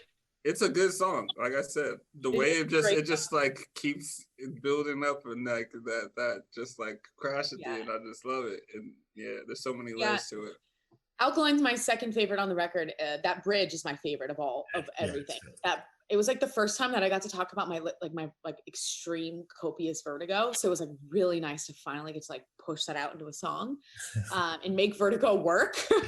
Weird word. So yeah, I like that one a lot. It's really cool to hear how a lot of different people have a lot. There's some of the songs that are their favorite are songs that we haven't even like they were never singles for us. Like To Dom or Are You Listening and stuff like that. Like songs that we were like, man, I wonder if people are going to resonate with this. And it obviously is. Like obviously To Dom was going to, but like a lot of the other ones that people are picking it too as well. It's interesting to hear that. Yeah. I will say we had a really hard time choosing singles. That's why we ended up with. That was going to be my next question for sure. Like, yeah, that's why we ended up with 6. I'm like, I don't know, like, which one do you lead out with? Like, like, what audience do you want to? Really hard to choose the order. It was really calculated. We took a lot of time sitting down with not only us but our label as well, to just communicate like, how should this go? And we knew we wanted to open with Lavenders because it was probably the most familiar to Damn Soul, I think. Same time, like very futuristic. Yeah, but also showed like a newer side of us. So it was like, it felt just appropriate. Yeah. I like how it contrasts the title track too, like Lavenders, especially in sequencing, how it kind of like gives you this, Yeah. What did we release after Lavenders? Change Things. Change Things, yeah. No. Oh no, would you release after? Oh, I'm not sure. Oh yes, yes, I think you're right. Yes, because that was in December. So then we dropped Fake Rich because it was the most obscure. Yeah. Well, yeah, besides I guess Strawberries, we released that after because it was like, okay, well, 1, this is our first feature, and 2, this is our first screaming. Well, I mean, I guess Seb does some screaming over Keep Going, but I wouldn't really like count that as like screaming because it was like behind. Yeah. So this is our first screaming. So I was like, you know what? Let's just go. Let's put our balls on the wall and go. I don't have those, but I did it. And then we did Sad, which was just a push back. So we kind of did this thing where it was like, you know who we are, you don't know who we are. You know who we are, you don't know who we are. Mm. And to kind of like flip flop it, because it got, I didn't want to like shock anyone to like, wow, they changed so much. This band sucks. Because people do that. I swear to God, I'm 10 years old. So yeah, it was really calculated and it was really difficult. We almost made On the Loose a single, but we were like, you know what? I think we should go like with something a little bit more uplifting. So we chose Alkaline instead, which I think was a great idea. I thought that song, it's so good. But it was hard. It was really hard. Yeah. Honestly, if in a perfect world, we would do music videos for every single one of them. You know, Yes, like it would be great if we could. And maybe on our third record we'll be able to have that opportunity. But I don't know. We're just happy to even be able to do the 6 that we did. Yeah. It makes me sad when songs don't get music videos. I feel like they get left out. Like they're the youngest child that no one cared about. You know, like I'm sorry, you know. Like, oh, I don't get a visual. Yeah, I know. I wish if we could do one for every single song, we would, but that would be very expensive. Sure. Strawberries was a very good music video though. Like, which one? Strawberries. Oh yeah, Matt Bender. Matt, he's here. Yeah, where is he? Come here. We're talking about you. He did change them as well. And then all the other videos were done by Cody Blue, who's done actually a large majority of our videos besides Brian Cox, who does Bring Me Horizons videos. He did Low. Okay. So, and we got him before he got cool. That's actually most of the people before they got. We got cool. Brian before he was cool. That's our whole thing. Before he was cool. That's a living. We personally see like we'll see somebody we see why you're good. We get it. No one's given you the chance yet, and we're gonna give you that chance. Like we've done that with like a lot of people. Like Matt Bender, like his first tour ever was with us, and then a year later he was touring with Scott Stapp of Creed. All That Remains. All That Remains. He was like doing big tours, and all it took was somebody to just be like, "Hey, we think you're good. Come on."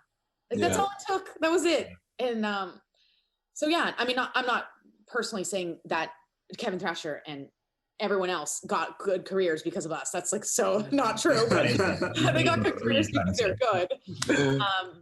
But we just see the potential, and we're like, hey, like we would love to pay you to come make stuff for us. So yeah.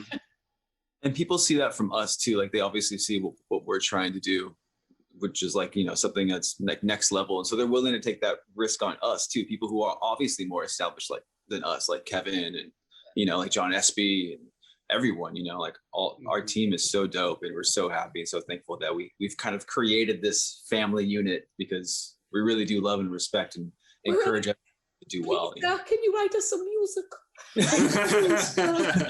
Help us write some nice songs. Yeah. Absolutely terrible British accent, so don't ever ask me to. I saw Aldo said he likes Dead Flowers. I did like Dead Flowers too. I really liked the lyric. I finally embraced the rain. Like just that sentiment, and like I rethinking it, like I played that back in my head, and it was just like, damn, embracing the rain. You know, like when it rains, it pours, right? Or like you know, or like even old school R&B classes, like Can You Stand the Rain? You know, you think about songs, and so like I finally embracing the rain is like yeah. And then the lyric right after that is my favorite. It was like, that song was my moment of like realization. It was like, okay, I remember sitting with Kevin, and I wrote that song with Mick Andrews from Slaves. And he and I were sitting there, and we were writing it, and I was like, well, what about this? And I was like, I've embraced the rain and I'm happy now. Like I've accepted it. I'm okay. I don't always have to be sad. And I will be when I write music, because that's where I get to let it go. But everywhere else in life, like, it's okay. I know I've said that like 4 times in this, but it's so true. It's like sometimes the easiest thing you can do is just say, fuck it. It's so much easier than stressing about it and worrying about it and dealing with it. It's like sometimes, like, there's that like Albert Einstein quote where he's like, stupid people acknowledge it, smart people ignore it. It's like something along the lines of that. And I'm like, it's always resonated with me because it's like so true. Just let it go. Right. You know? Yeah. And I also like in the sequencing how like why comes after Dom, like toward the end there. Because I feel like it kind of brings you out of the Dom like real hard hit, but it still keeps you like somber, but like brings you out a little bit, you know? Yeah. So we were going to end with Dom. Just like we did with Damn Soul, we ended with Talayla. And once we wrote Why, and the last line of Why is goodbye. And I was like, come on, we can't. It's perfect. Like how could we not? You know, like how can we not end with goodbye? It's like so perfect. So yeah, I like last minute decided to swap them. And the guys agreed and they were like, actually, I can kind of see that. And I was like, there it goes. Nice. Yeah. No, I think it works well, definitely. My little spoken word poem. Mick, it was like, it's gonna be stupid. it turned out cool. Later he was like, touche. And I was like, cash register noise. Don't have any stupid. I get a couple. I will say I make a lot of really dumb additions as well. All the things that didn't make it. No. Yeah. Oh, is there anything that didn't make it that you might want it, that you just feel like, oh, you know, it didn't make it, but I still like it? Oh, you know what? You know what's funny? You know what's funny is that Supernova and Thunderstorms were originally supposed to be a part of this record too. Yeah. Not many people know that. Yeah, we were. And we had I'll tie this up quickly, but we had originally we're trying to release the record in 2019. And we just didn't have enough, I wanted 12. We wanted 12. We wanted to do 2 more than the last record. And so next record, we want to do 2 more. So we're trying to do 14 on the next record. Mm-hmm. So I really was pushing for it. And I told my label, I was like, can we have another year? I'm sorry, but can we have another year? And they're like, fine, but you need to release something. And I was like, we're like, fine. So we dropped Supernova and Thunderstorms. And I was like, it felt kind of like a cop out to add them to the album. So we just left them on their own and let them float and be themselves. Mm. So. Which was cool because I think it did give people a nice little oh snap. They're not just touring a bunch. They're writing and they're still evolving and there's more to come. Yeah, it just kind of worked out really well, surprisingly. Yeah, that's nice because it gives the fans something to hold them over, and it keeps them excited for what's to come, right? Exactly. Yeah. Yeah. I mean, and it came. If anybody has any questions, any of the fans watching, if you guys even have questions for them, you can write them down in the chat, and we'll try to get to them. I love fan questions. They're my favorite. I always love them. I love answering them. Yeah, people come up with interesting stuff sometimes. They're like, where were you on your 4th birthday? But not your 4th birthday, your 4th unbirthday. Where were you 6 months after your 4th birthday? I don't know. Oh, man. Probably in a petting zoo. Yeah, right. What song took the longest to develop? Honestly, I think almost all of them, except for a handful, because we were doing things all the way to the very end, I think. Yeah, we kind of work on one song at a time. Once we get one, we try to finish it out. I will say on Damn Soul, the longest song was Moonlit. I had written the verses and the bridge and everything else was written, but I didn't have a chorus. Yeah. And then Aaron Edwards, who wrote on our last record, popped in and he was like, hey, and I tried for months and it was such a cool song. I was like, I'm not going to let it go. I'm not going to let it go. And Aaron Edwards and I sat in a studio. I got a little drunk and got sad. And him and I wrote Moonlit together. We changed up a couple progressions, but yeah, that was long. It was 9 months it took us to write Moonlit technically. If you want to get not took us total 9 months, but yeah, that's the skew of how long it took us to finally finish the song. Yeah. For this record, I would say probably to Dom. Mm-hmm. That one took a while just because one, I had to get approvals for things. I had to make sure that I could say what I could say from my family. I obviously wanted to make sure that it was okay with everybody, that I talked about a very heavy topic within my family. So yeah, probably that one. Who do you want to appeal more to, younger generations or older generations? Everybody 95 plus, no one else. Only the dead. You know, statistics wise, we tend to range from 18 to like 40.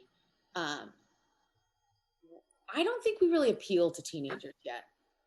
They haven't hit that moment of like, I'm sad, you know? In your 20s, you're like broke and you're, you know, you probably just had going through a bad breakup from high school, you know, like, so I feel like that's probably why we end up, it's just like, there's so much. Yeah, like we talk about some really heavy topics that sometimes, especially me as a teenager, I don't want to listen to that. So I think that's probably why we end up sitting there 18 to 40. We have some older people. We have some moms who like love us. Like they love us more than their children. I'm like, welcome. Oh, I don't care. You like my music? I like you. If you don't like my music, I probably still like you. It's okay. I don't care. I know a lot of teens would love this. I do hope they do, because teens are a really, really big market. So it would be nice for us to finally like break through to that. We've got a TikTok, okay? Yeah, if you're not on TikTok, then I mean, are you even a band these days? I don't know. I'm trying it so hard. TikTok's not easy. It's a lot of like being funny, and like, I'm like 2 out of 5% funny. It's very forced for sure. It's definitely. Yeah. What are you trying to say? No, I'm just kidding. There we go. We got to make a TikTok dance for Fake Rich. That's yes. TikTok. Yes. Wait, I'm putting it on you now. Now you have to do it. Let's start it. If you make one, I'll figure out how to do it, and I will dance to it, and we'll all duet it. Yeah. How you do duet? Yeah. I'm still learning. What are the odds? Okay, out of 10. Oh my God, we love playing that. Out of 10. Josh, count down. What? Make it. You ready? Josh, count down. Yeah. All right. 5, 4, 3, 2, 1. 8. You can't wait. 8. Fuck you. You waited. So okay, for the you have the lag. I don't have any lag. What are the odds? Is pretty much you say something stupid like, like to do the dance. Like, what are the odds that you'll actually do it? And then you count down, and if you do it, you have to do it. We watched our merch / driver guy. He ate like a whole thing of ketchup. It was brutal, and I hate ketchup, so I was like, how did we meet? I like that it was MEAT. We should answer both questions. How did we meet and how did we meet? Okay, so how do we meet? Me and you both really like steaks. Yeah. So, no, I'm just kidding. I mean, we do. Wait, I'm not kidding. We actually. Oh yeah, go ahead, Mickey. No, Josh. You know what? You answer this one. Well, okay, so it's kind of funny. It's funny. The first time I ever met Mickett, and the first inception of Rivals, because I came later into the band, was actually, I had known Kaylee for a long time through the Hollywood scene. She was doing a bunch of band photography at the time. I didn't meet Mickett at the time, but when I got to I think it was their second show ever, right? And it was at Bordner's, just down the way off Hollywood Boulevard. And I just remember literally walking in, they had just started, and I see the first thing that attracted me to the band was Mickett's guitar that he made himself, and there was a GoPro on the headstock, and it was the first time I have ever seen that. And I was like, oh, this band's sick. This dude's jumping around. He has a guitar, has a GoPro on it, and it was just like a really, really dope. I have a video still of it somewhere on like my old like YouTube channel of this show. And yeah, it was, at first I was like, hey, this band kind of sounds like, it was great, but I was like, man, this band's gonna go somewhere. And sure enough, I was in another band called New Anthem Noise. It was like a boy band, pop band, sort of like whatever it was, like Warped Tour-esque. And Doesn't he look like he'd be in a boy band? but like, so we talked about doing a tour together. I remember we all went to a Denny's down the way, and we were like, how are we going to route out this tour? This was like, I don't even know, 2000 something. I can't remember when it was. It was a little while, like 5 years ago, something like that. Yeah, it was a long time ago. And so that was my first time really meeting them and kind of seeing the inner workings and like also the business side and how serious Kaylee and Mick were with the band and what they were trying to do. And they were treating it like more like a business rather than just a bunch of people in LA and Orange County, like trying to put a band together and like play some shows. Like they were trying to really do something. And so even though like just wanted to play Madison Square Garden. That's all. Yeah, that's our mantra. It's like that's been our thing. And I could tell that, you know. So I stuck around, and then they asked me to fill in for a tour. I did that, and then they asked me to fill in for a music video for Low, and then kept me around for a couple of years. And then offered me the job while I was drinking. Yeah, but it was cool. Therese, are you okay? Yeah, no, I like zoned out for a second. I got lost. I was like, whoa. You're like what? Yeah, that's a lot of information. Sorry. No, that's my not. eyes are starting to hurt from staring at the screen.